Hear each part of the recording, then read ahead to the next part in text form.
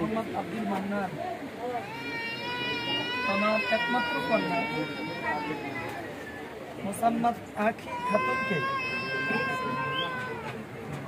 5 লক্ষ টাকা দিনমোহর ধার্য করিয়া উপস্থিত সাক্ষীগণের উপস্থিতিতে গহনা বাবদ 50,000 টাকা উসুল পাইয়া আপনার নিকট সাদা দঙ্গের ইশারা করেন এরকম আপনার নিকট আপনার নিকট বলে ওদিক ইশারা করেন আপনার নিকট বলেন আপনার নিকট নিকায় প্রস্তাব করছি আপনি কবুল বলেন আলহামদুলিল্লাহ আমি কবুল করিলাম আলহামদুলিল্লাহ আমি কবুল করিলাম আমরা সকলেই বলে আমিন আমিন। আপনাদের বরযাত্রীর মধ্যে আপনাদের পক্ষ থেকে আলেম আসছেন নাকি?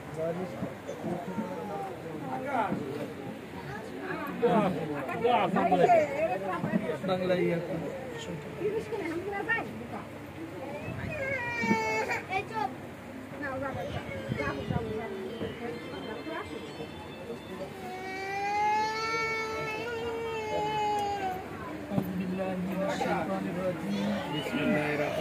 بسم الله الرحمن الرحيم يا أيها الناس اتقوا ربكم भैया साथ में واتقوا الله الذي تساءلون به والأرحام إن الله كان عليكم رقيبا يا أيها الذين آمنوا اتقوا الله حق تقاته ولا تموتن إلا وأنتم مسلمون يا أيها الذين آمنوا اتقوا الله وقولوا قولا سديدا يصلح لكم أعمالكم ويغفر لكم ذنوبكم ومن يطع الله ورسوله فقد فاز فوزا عظيما وقال رسول الله صلى الله عليه وسلم النكاح سنتي فمن رغب عن سنتي فليس مني وقال رسول الله صلى الله عليه وسلم النكاح نصف الإيمان النكاح نصف الإيمان إن الله وملائكته يصلون على النبي يا أيها الذين آمنوا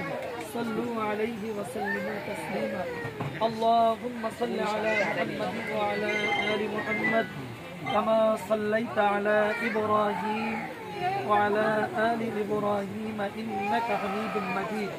أمر الشكل درش الشريف اللهم بارك على محمد وعلى آل محمد كما باركت على إبراهيم وعلى آل إبراهيم إنك حميد مجيد أستغفر الله الذي لا إله إلا هو الحي القيوم وأتوب إليه لا حول ولا قوة إلا بالله العلي العظيم আমরা দোয়া করব আমরা সকলেই আল্লাহ রাব্বুল আলামিনের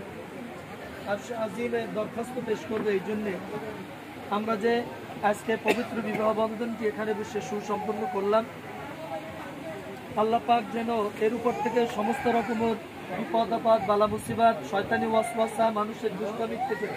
আল্লাহ পাক যেন এটা হেফাজত করেন সাথে সাথে আল্লাহ আরশে আজিম থেকে যেন বরকত নাযিল করেন এবং উভয় পক্ষের মধ্যে আত্মীয়তার বন্ধন কোরআন এবং সুন্নাহর আলোকে উভয়ের আত্মীয়তার বন্ধন কোরআন এবং সুন্নাহর আলোকে আদায় করে চলতে পারে আল্লাহ পাক যেন সেই তৌফিক দান করেন সাথে সাথে আজকে যে বর এবং কনের পবিত্র বিবাহ বন্ধন সম্পন্ন হলো আল্লাহ পাক যেন কোরআন এবং সুন্নাহর আলোকে তাদের এই দাম্পত্য জীবন গড়ার তৌফিক দান করেন এবং তাদের দাম্পত্য জীবনে যা কিছু প্রয়োজন আল্লাহ রাব্বুল আলামিন যেন হালাল পথে পুরা করে দেন সাথে সাথে বিশেষ যে কথা সেটি হচ্ছে এই যে দেনমোহরটা ধার্য করা হয়েছে আমি এই যুবক ভাইকে লক্ষ্য করে বলবো আপনার উপরে কিন্তু এই দেনমোহরটা আদায় করা এখন ফরজ আপনাকে অনেকে কিন্তু আমরা দেনমোহরের টাকা দেই স্ত্রীকে উল্লেখ করে দেই না রাসূল বলছেন যাকাত যেমনি ভাবে আপনার উপর ফরজ আছে এত টাকা সেই নির্ধারিত টাকা আপনাকে যাকাতের উদ্দেশ্য করে দিতে হবে তাহলে না যাকাত আদায় হবে ঠিক কিনা আর দেনমোহরটা তেমনি ভাবেই একটা গুরুত্বপূর্ণ